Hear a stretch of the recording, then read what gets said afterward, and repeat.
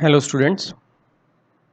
In our previous lecture we discussed about the skeletal system, particularly the function of the human skeleton, what are the different constituents of the skeleton such as the bone, cartilage and ligaments, and what are the different types of bones, the classification of the bones based upon shape. In today's lecture we'll be covering in detail about the human skeleton.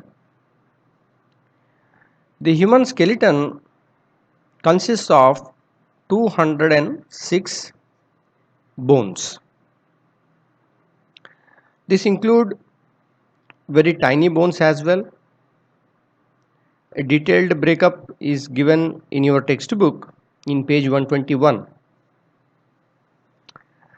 Here basically what we need to remember is that there are two main divisions of the human skeleton. One is the axial skeleton and other is the appendicular. Appendicular. Okay, appendicular skeleton. So axial skeleton and appendicular skeleton. So as the name suggests, the axial skeleton means the axis. Okay, that is the axis, that is the main important structure.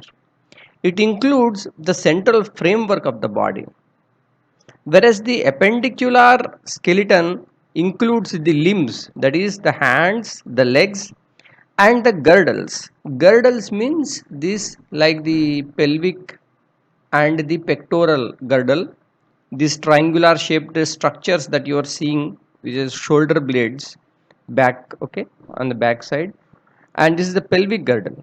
So these are all part of the appendicular skeleton.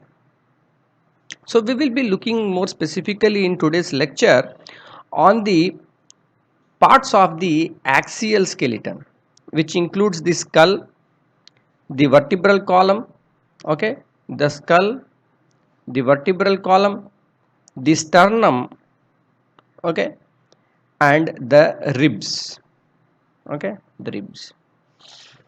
So let us start with the skull. The skull is the skeleton of the head. Okay, it has two components, that is the cranium, which is shaded here, which is also known as the brain box. Okay, this is the cranium or the brain box. It is made up of 8 bones. So you can count this colored one, that is 1 yellow, 2, 3, 4, 5, 6. So when you count them they appear to be 6, but actually this blue one is two parts, left and right. Okay, two parts of that one, as well as the brown one is also there on the left and right side. So therefore these two components are there in double, remaining a single. Totally there are the 8 bones. Okay, and they are all joined with each other, permanently fixed. Okay, they are not movable joints. And the other part of the skull includes the facial, okay, the facial bones. Okay, so the facial bones, there are 14 bones. Okay, and the part of the cranium that contains, there is below this, there is a big hole, okay, a large hole, that is known as the fore foramen magnum. Okay, foramen foramen magnum is a large hole that is present in the back of the cranium, okay, through which the spinal cord emerges, okay, from the brain, and it continues down into the vertebral column. Okay, so this is the vertebral column. Vertebral column. Okay, in the vertebral column or the spinal cord, sorry, the spinal column, okay, which is also known as the backbone. it has 33 individual ring like bones called vertebrae. So okay, so this is the spinal cord, okay, the spinal column, okay, the spinal column or vertebral column or backbone. So how many bones are there? There are 33 bones individually, okay, and there are 26 when fused, because we will see in detail here that some of these appear to be a single bone but they are actually fused, okay, at least 2 or 3 bones, okay, they are fused together to form one, okay. Now there are 5 groups or regions, okay, of this vertebral column. What are they? One is the cervix, okay, or vertebrae cervical vertebrae, okay, the cervical vertebrae, thoracic vertebrae, lumbar vertebrae, then we have the sacrum and the coccyx, okay, this is pronounced as coccyx. So how many? There are the 5 regions. So what are they? The cervical vertebrae, okay, which is having the 7 vertebrae, individual vertebrae. Then comes the thoracic. The thoracic vertebrae has 12 vertebrae, okay. There are the 5 lumbar vertebrae, 5 sacrum, okay, there are 5 fused vertebrae in the sacrum and 4 fused vertebrae in the coccyx, okay. So sacrum and coccyx, they appear to be like only one vertebrae, but basically they are formed by the fusion of, here it is a 5, in coccyx it is the 4 vertebrae. So next we look into the what is the structure of this vertebrae.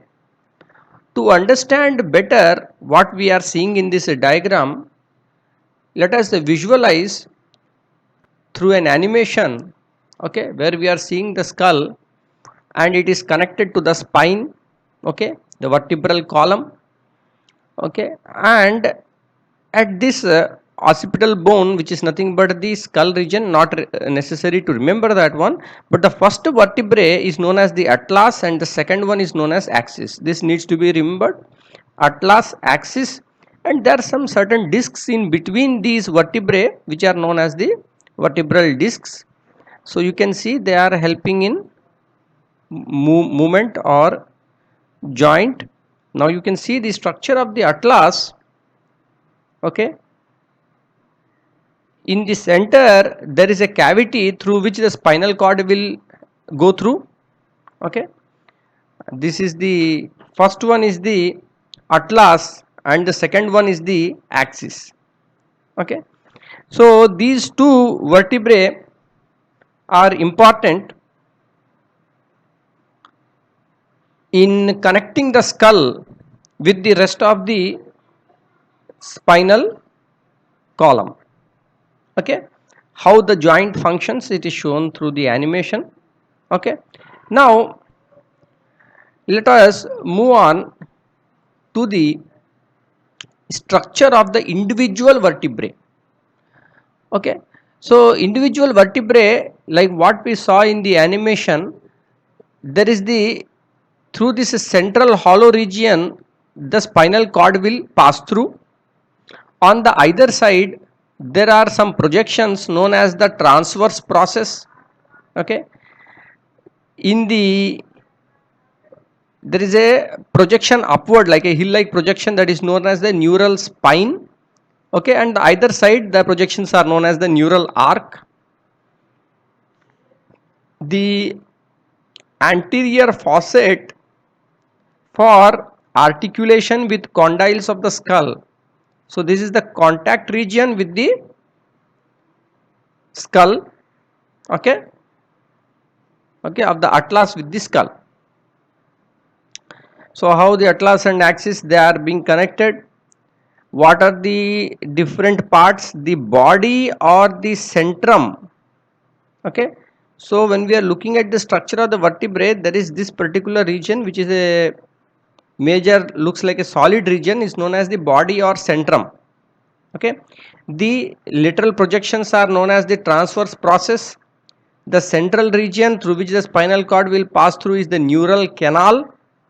This is the neural spine, and the either side there is these two structures. These two structures are known as the neural arc. Okay. So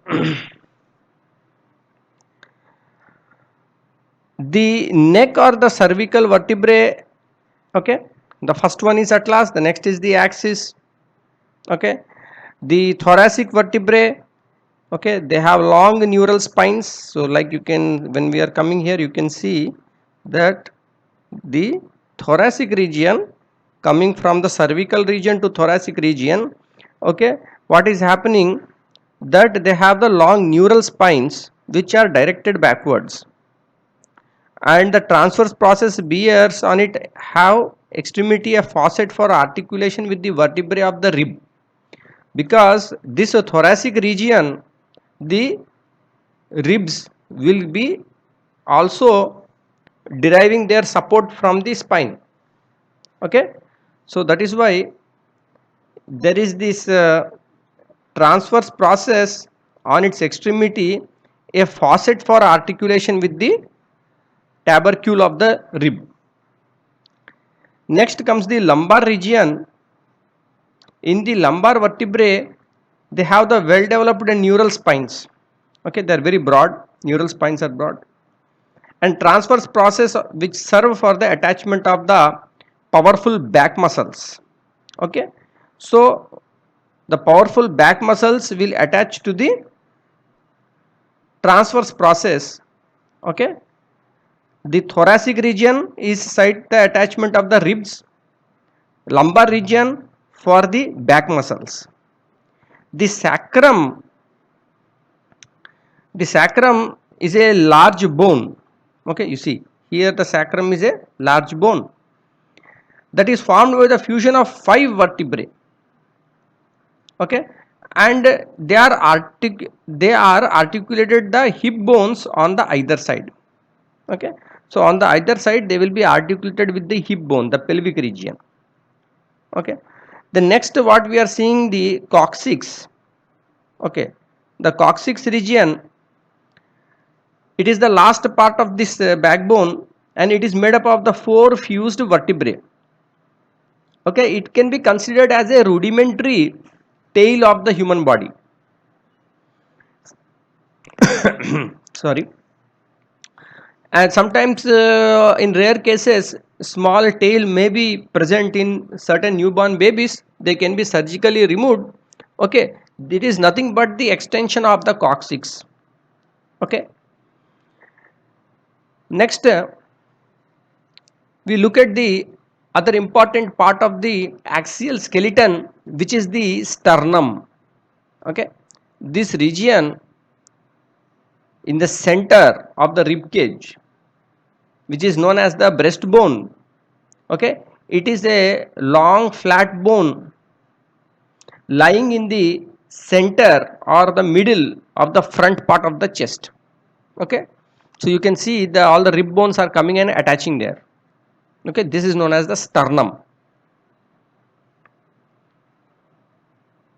Okay, then we look at the ribs. There are the 12 pair of ribs. Okay,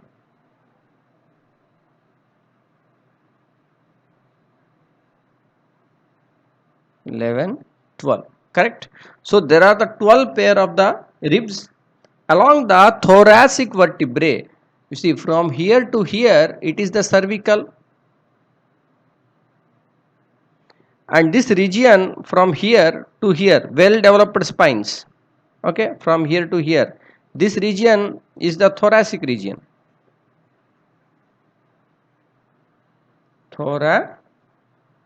Thoracic region. So in the thoracic region, the rib cage, the rib bones are attached. Okay. The first 7 pairs of the ribs, that means up to here, they are the true ribs because they are attached in the front of the sternum with the help of a hyaline cartilage. And 8th, 9th and 10th, 8th, 9th and 10th, they do not articulate directly with the sternum but join the 7th rib with the help of a hyaline cartilage.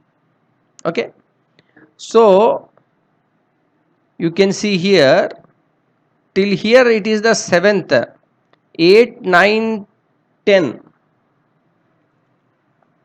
Okay, 8, 9, 10. Okay, 1, 2, 3, 4, 5, 6, 7. Yeah, sorry, this is the 7th one. Okay, this is the 7th rib. 8, 9, 10. You see, 8, 9 and 10th rib, they are not joining the sternum, they are joining the 7th rib. Okay, so 8, 9, 10th pair of the ribs do not articulate directly with the sternum but join the 7th rib with the help of a hyaline cartilage. The last 11th and 12th pair of the ribs, that is the 11th and 12th pair of the ribs, are not attached to the sternum and therefore they are known as the floating ribs.